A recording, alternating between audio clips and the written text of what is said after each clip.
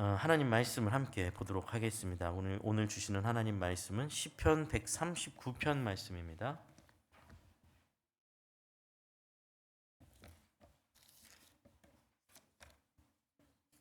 시편 구약성경 시편 139편 1절에서 12절까지 말씀입니다.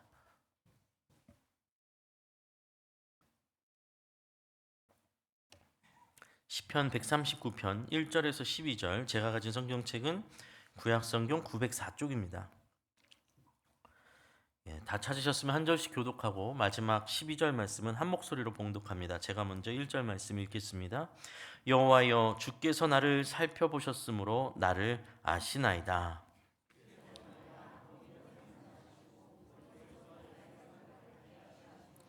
나의 모든 길과 내가 눕는 것을 살펴보셨으므로 나의 모든 행위를 익히 아시오니,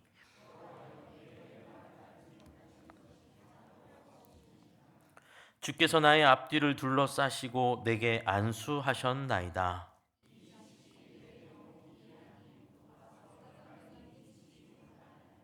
내가 주의 영을 떠나 어디로 가며 주의 앞에서 어디로 피하리이까?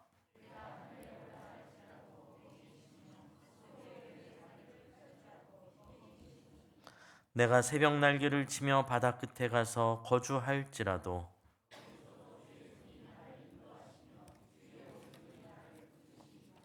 내가 혹시 말하기를 흑암이 반드시 나를 덮고 나를 두른 빛은 밤이 되리라 할지라도, 함께 있습니다. 주에게서는 흑암이 숨기지 못하며 밤이 낮과 같이 비추어지나니 주에게는 흑암과 빛이 같음이니이다. 아멘. 아멘. 네, 오늘 예배 가운데 나오신 우리 성도님들 환영하고 축복합니다. 우리 앞뒤 좌우로 인사하시면 좋겠습니다. 잘 오셨습니다. 반갑습니다. 네, 한 주간 잘 지내시고 이렇게 만나게 되어서 너무 감사하고 기쁩니다. 오늘 전하는 이 설교 말씀의 제목은 하나님께 먼 곳은 없다입니다. 제가 어느 날 아내와 같이 산책을 하다가 어느 교회 앞을 지나가게 됐는데, 그 교회 앞에 이렇게 큰 돌판 비석이 이렇게 있는데 거기에 요 구절이 이렇게 적혀 있더라고요. 하나님께 먼 곳은 없다. 정말 제가 굉장히 이 문구가 가슴에 많이 새겨졌고 참 훌륭한 명문이다라고 생각을 했습니다.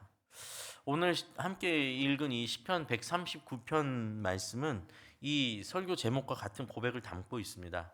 오늘 이 시편 말씀을 통해서 하나님에 대하여서 좀 더 깊이 생각하는 시간이 되었으면 좋겠다라는 생각이 듭니다. 2주 전에 저는 한 주간 동안 합동신학대학원에서 전 후반기에 진행하는 목회자 재교육 프로그램을 다녀왔습니다. 이제 한 주간 집중적으로 이제 교수님이 오셔서 말씀을 같이 연구하는 건데요. 그 한 주간 공부하게 됐던 내용이 이제 신약 빌립보서 말씀이었는데요.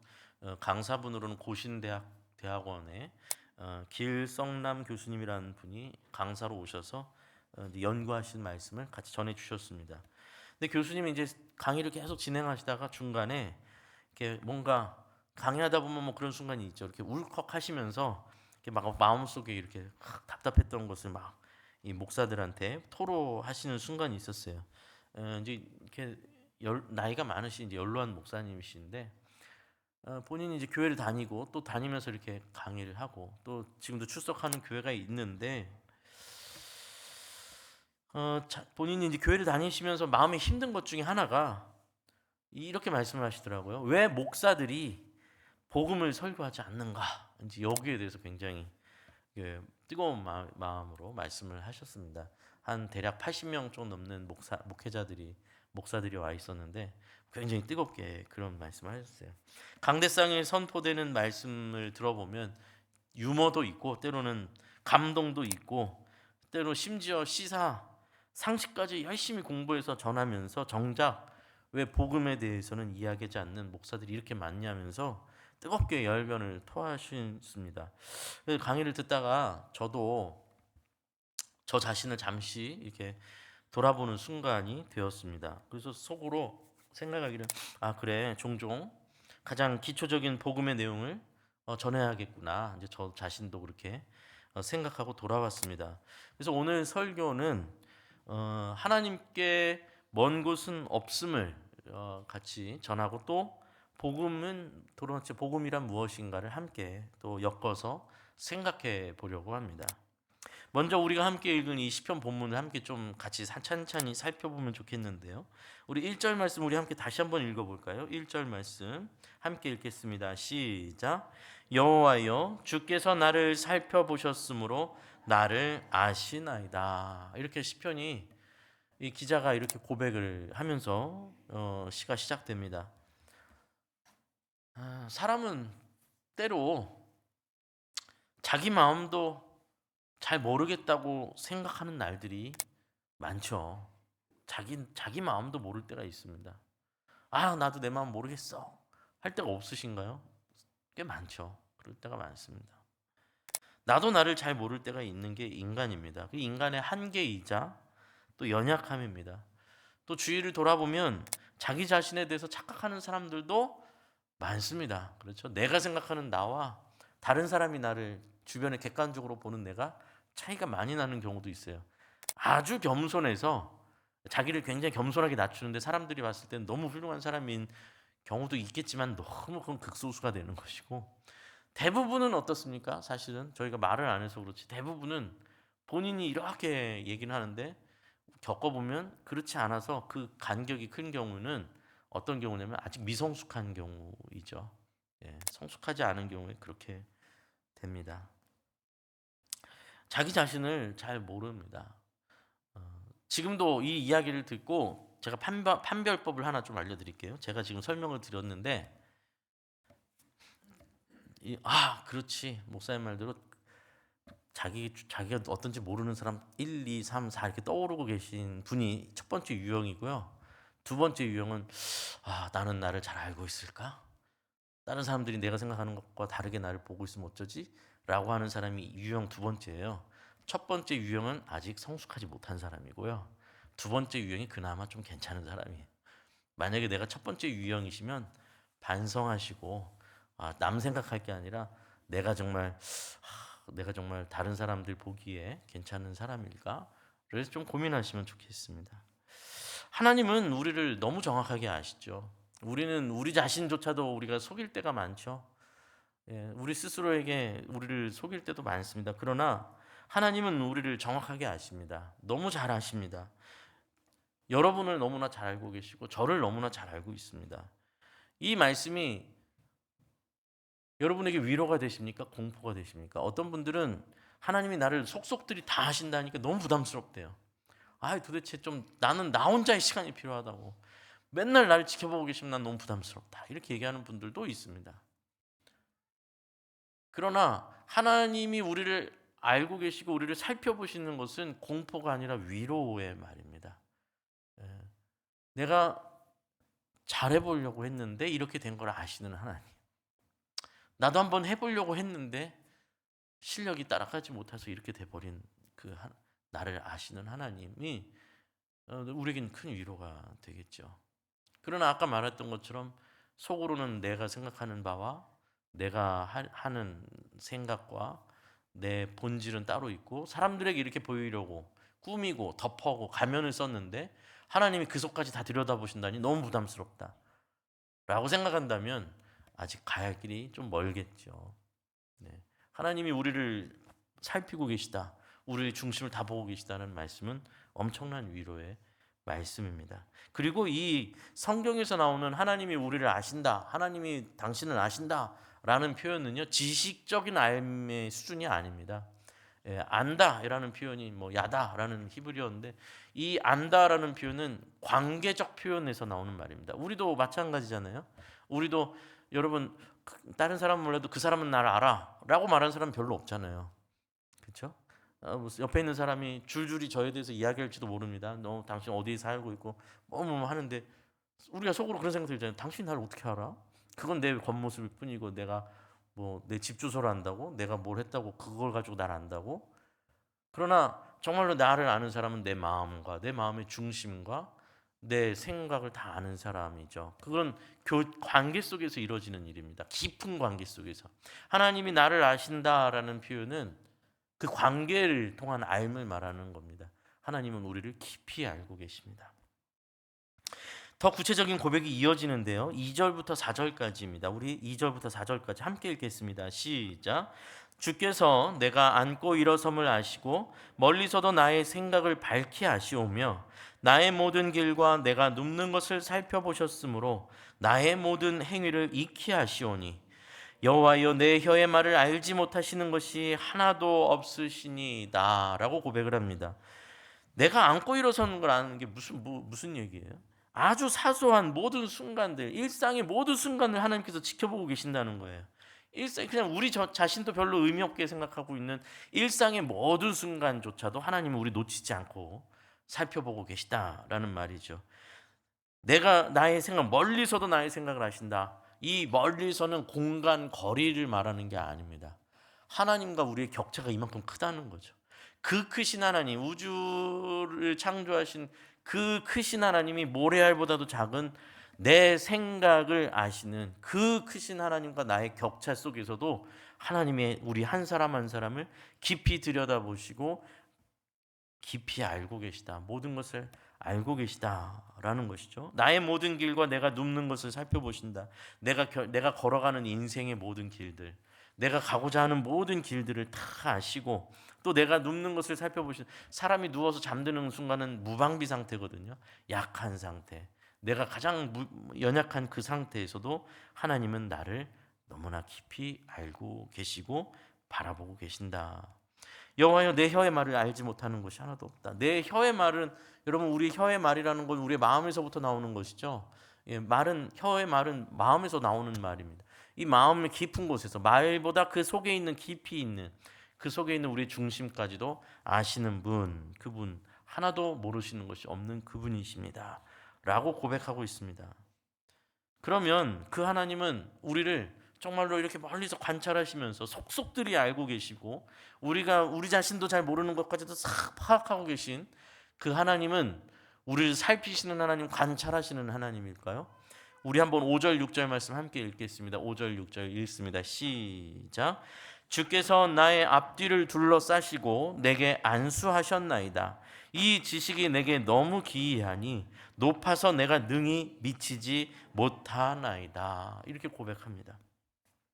주께서 나의 앞뒤를 둘러싸시고 나에게 안수하셨다. 여기서 안수하셨다라는 건 뭐냐면 손으로 덮으셨다는 뜻이에요. 이렇게 딱 손으로 잡으셨다라는 얘기죠. 앞뒤 좌우를 다 막고 위로도 뚫리지 않도록 위로도 딱 주의 손으로 딱 붙잡았다. 감싸셨다라는 말씀입니다. 이것을 경험하고 깨닫게 되었을 때 시인은 하나님을 경외하게 되었습니다. 감탄하면서 찬양하게 됩니다. 이건 너무 놀랍다. 왜 나 같은 사람을, 나 같은 이런 못난 인간을 하나님께서 왜 이렇게 하나님이 손으로 펼쳐서 나를 붙들고 계시는가, 나를 덮고 계시는가. 이걸 깨달았을 때 이게 너무 이해가 안 되니까 하나님 왜 나를 이렇게까지 하시는가. 그래서 뭐라고 말합니까? 내가 능히 너무 기이해서 내가 능히 그 지식에 미치지 못하겠다. 나는 어떻게 더 할 수가 없다. 뭐라고 말할 수가 없다라고 이야기하고 있습니다. 얼마 전에 아주 이렇게 쉽게 읽힐 만한 책을 하나 소개를 받았거든요. 저도 또 소개를 해드리려고 합니다. 이 책 자체가 너무 조그맣고 아주 좋죠. 얇고. 근데 책 제목을 너무 잘 지었어요. 책 제목이 예수님 책이에요. 예수님 책. 저는 굉장히 파격적인 표현 같아요. 예수님 책. 어떤 군더더기가 없는 표현. 예수님 책. 제목이 너무 좋은데 아마도 초신자들이나 혹은 내가 복음을 좀 전하고 싶은 사람에게 한번 진지하게 한번 읽어보시라고 전해드려도 참 좋을 것 같다는 생각이 들 만큼 내용이 굉장히 잘 정리되어 있다라는 생각이 듭니다. 딱딱하지도 않고 굉장히 좋다. 아마 이 책도 제가 이제 이렇게 소개했으니까 1층 로비에 보시면 책을 이제 소개하는 책들을 올려놓는 곳이 있는데 이번 주에 제가 올려놓을 테니까요. 한번 교회 방문하셨을 때 로비에서 한 번에 쑥 읽을 수도 있습니다. 아마 한번 읽어보시고 이거는 우리 가족 중에 누구한테 좀 선물해야겠다 하시는 분도 있으면 사가지고 말씀 이렇게 전해주시면 좋겠다라고 생각이 듭니다. 이 책을 쓰신 목사님이 이제 미국에 계신 목사님 같은데, 미국 목사님이신데 번역한 책이죠. 이 책에 보면 이 목사님의 경험이 하나 소개되어 있거든요. 무슨 내용이 있냐면 이분이 이제 동남아에 있는 한 불교 사원을 이제 방문한 적이 있대요. 뭐 요즘은 이제 불교 큰 사원들이 관광지가 되어 있으니까요. 이제 불교 불탑이 이렇게 크게 이제 있는 그 풍경이 보이는 그 사원 언저리에 앉아 있는데 그 테이블에 아마 뭐 식당이었는지 찻집이었는지 잘 모르겠는데 거기에 바로 옆에 다른 종교 지도자들도 같이 앉아 있었대요. 두 명이 더 같이 앉아 있었는데 한 명은 이제 불교 종교 지도자였고 또 다른 한 명은 힌두교의 종교 지도자였답니다. 이제 목사까지 셋이서 이제 앉아서 테이블에서 있었던 거죠. 그러다 보니까 이제 가볍게 인사를 하게 되고 서로 대화가 이제 시작된 거예요. 그래서 이렇게 저렇게 얘기하다 가족 얘기까지도 하고 막 이런저런 이야기를 하다 보니까 결국 이야기가 깊어져서 이 신앙의 이야기까지, 신앙에 대한 이야기까지 쭉 들어갔대요. 그래서 이야기가 전개되다 보니까 불교나 힌두교나 기독교의 신앙의 내용들을 서로 막 주고받다 보니 공통점들이 많이 이렇게 부각되기 시작했대요. 결국은 다른 사람, 타인을 사랑하고 존중하는 것, 그리고 선을 행하는 일들, 평생에 선을 행해야 되는 그 일들은 그 모든 이 세 종교가 모두 추구하는 내용이었다라는 거죠. 그러자 이제 거기까지 얘기가 진행되니까 그 다른 그 종교 지도자 중에 한 명이 이렇게 이야기를 했다고 해요. 사소한 문제에 대해서는 견해 차이가 있을 수 있겠지만 정말 중요한 문제에 대해서는 결국 모든 종교가 같은 답을 내놓고 있군요. 라면서 이렇게 이야기를 했대요. 그랬더니 그 맞은편에 있었던 다른 또 종교 지도자가 고개를 끄덕이면서 맞습니다. 이런 거예요.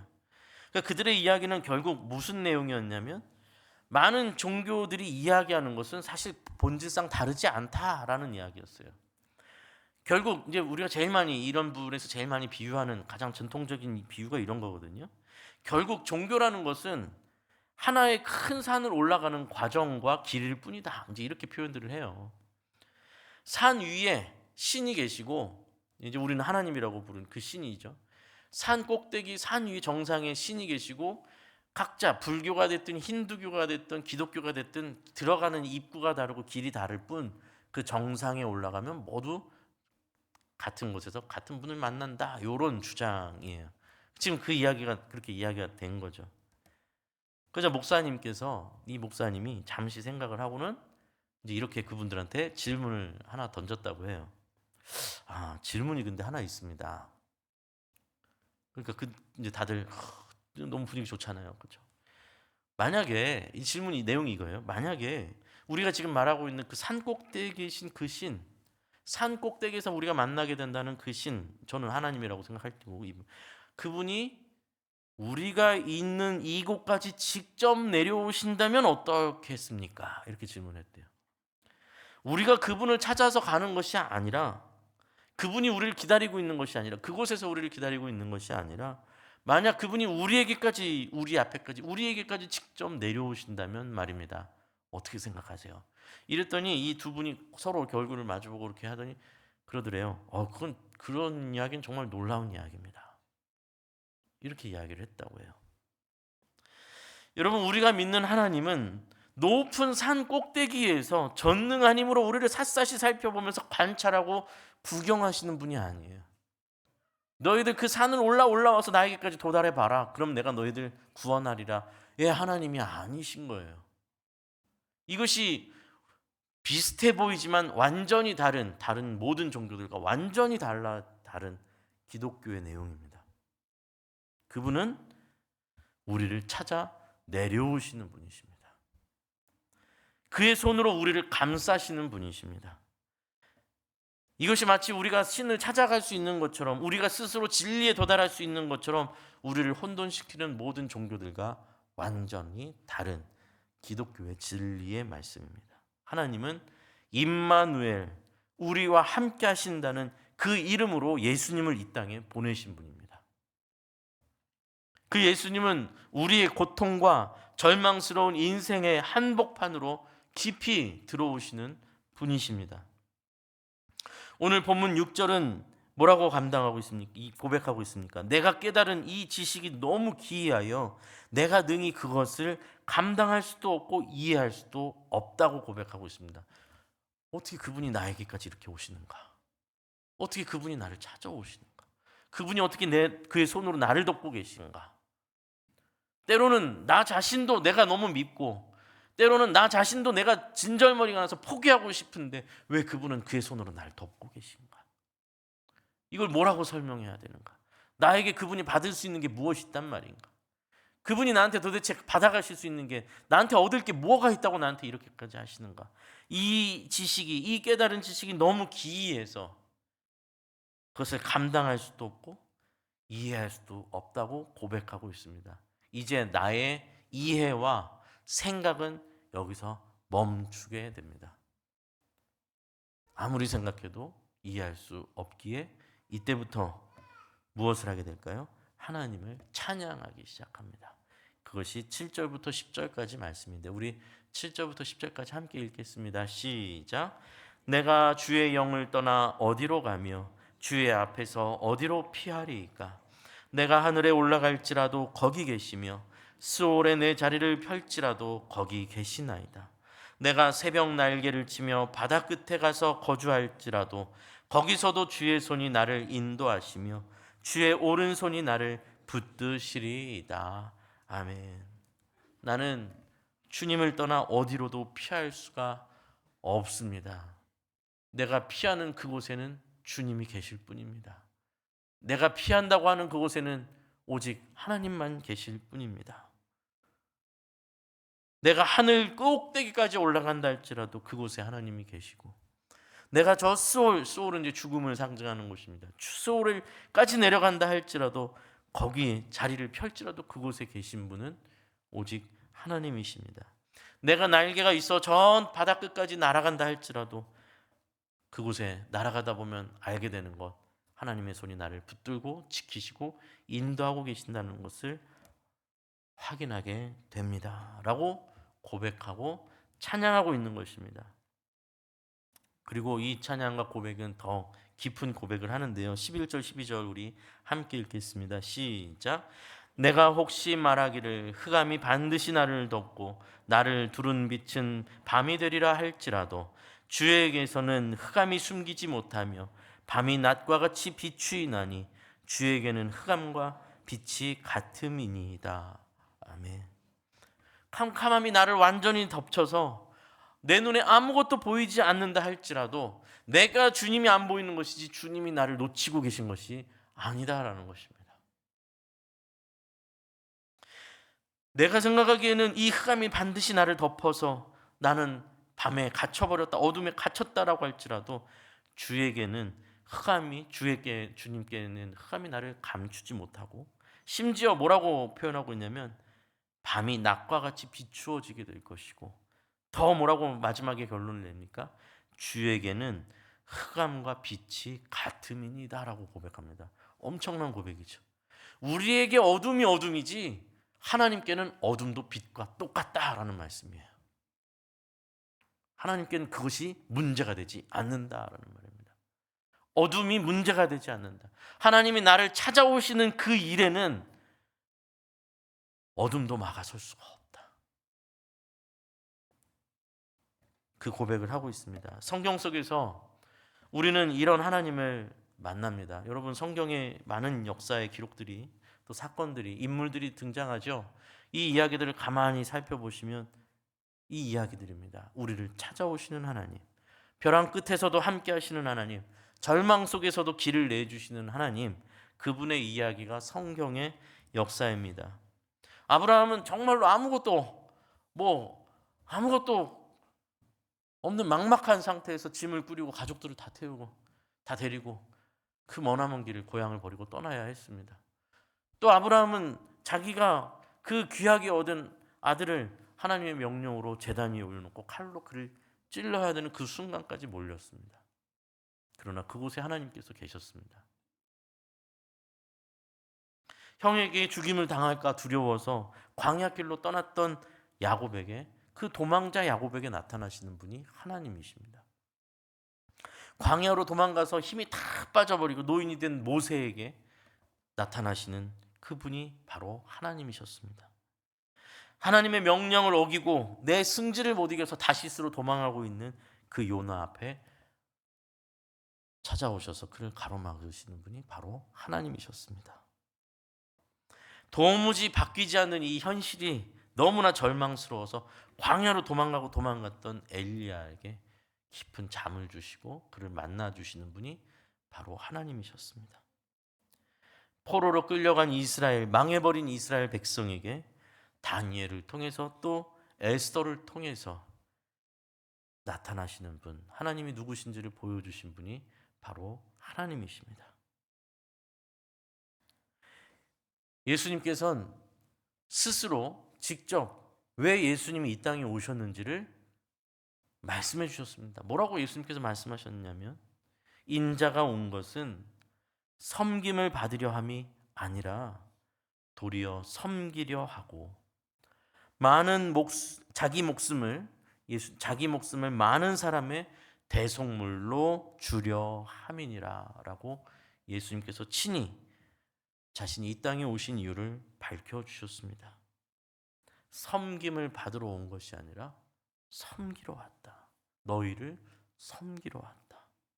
내 목숨을 너희를 위해서 바치고 너희를 영혼을 살리는, 너희를 살리는 대속물로 나를 내어 주려고 왔다. 그러기 위해서 이 땅에 찾아왔다. 라고 말씀하시는 겁니다. 그 하나님께서 찾아가지 못하시는 곳이 없고 그 하나님께서 놓치시는 사람이 없는 것입니다. 이것이 바로 복음입니다. 우물가의 여인을 찾아오시는 예수님, 가늠한 여인이 돌로 처형을 당하려는 그 자리로 찾아와 그녀를 살리시는 예수님, 강도의 형벌을 받아 예수님의 좌우에 달린 그 강도를 예수님께서 그 십자가 위에서 구원을 베푸시는 그 예수님, 예수님을 부인하고 도망했던 제자들을, 그리고 도망하여 포기하고 낭망하여 어부로 돌아가 물고기를 잡고 있던 그 제자들을 찾아오시는 그 예수님, 그들을 다시 제자로 부르시고 세상으로 보내시는 그 예수님, 예수쟁이들 다 잡아 죽이겠다고 서슬퍼렇게 달리던 사울을 막아서시고 그를 만나 주셨던 예수님, 그를 바울로, 사도로 변화시켜 복음을 전하게 하신 예수님. 여러분, 하나님께 먼 곳은 없습니다. 제가 하나 그림을 보여드리려고 준비했는데요. 한번 그림을 띄워주시겠습니까? 네, 요게 이제 그 오른쪽, 이게 누가 그린, 오른쪽 그 위에 보시면 윌리엄 헌트라는 윌리엄 헌트라는 화가가 세상의 빛이라는 그림을, 세상의 빛은 예수님을 당연히 표현한 거겠죠. 빛이신 예수님이 찾아와서 문을 두드리고 계신 장면이에요. 이제 제가 봤을 때는 우리나라에는 이 오른쪽에 있는 그림이 더 많이 명화로 많이 예전에 소개된 것 같은데, 이 그림은 이제 아마도 이 윌리엄 헌트 그림에 영감을 받아서 그린 것 같고, 요 그림으로 이제 화제가 됐던, 처음 이 그림으로 화제가 됐던 분은 윌리엄 헌트라는 분인데, 이분이 그렸던 왼쪽 그림 둘 다 똑같은 내용입니다. 문 앞에 서서 등불을 들고 문을 두들기고 계신 예수님이죠. 이 화가는 이 요한계시록 3장 20절 말씀을 그림으로 이제 표현한 거예요.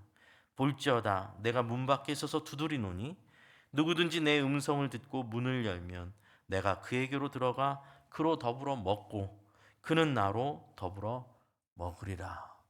이 말씀을 보니 감동해서 이 그림을 그렸어요. 그런데 이 두 그림 다 똑같은 공통점이 있습니다. 이 문 앞에서 문을 두드리신 예수님, 공통점이 뭔 것 같으세요? 화가가 일부러 표현을 그렇게 해놨는데, 문을 두들기고 있는데 문에 문고리가 없어요. 손잡이가 없습니다. 밖에서 열 수 없다라는 얘기입니다. 예수님이 문을 두드리시는데 그 문을 여는 것은 그 마음의 문을 여는 그 사람에게 있다라는 것입니다.